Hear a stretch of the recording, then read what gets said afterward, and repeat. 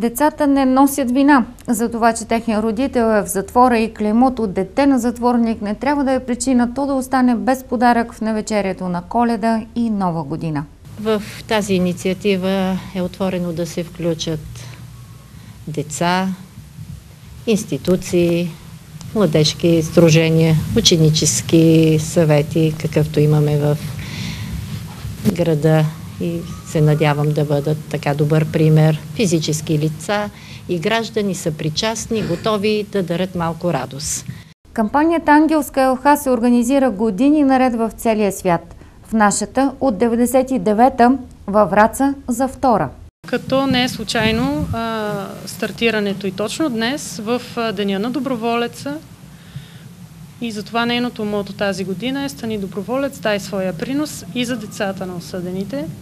Мисията на кампанията е подкрепа предимно, укрепване на връзката между родителя лишен от свобода и неговото дете, вдъхване на надежда и предимно подкрепяне на семействата на такива граждани временно лишени от свобода. Събирането на подаръците ще бъде организирано в самите училища и институции, които ще се включат в инициативата.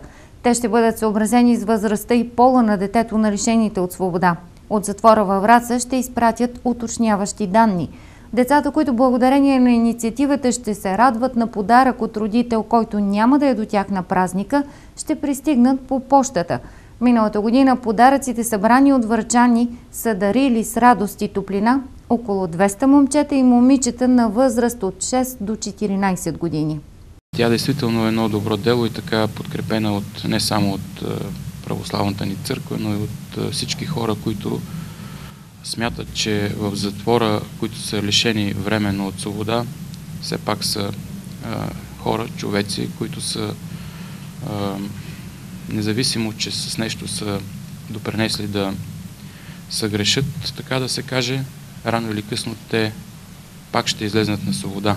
Събирането на подаръците започна от днес. Ще продължи до 14 декември, когато събраното ще бъде опаковано и предадено на затвора във Враца, за да бъде разпратено до мълчуганите от различните краища на страната.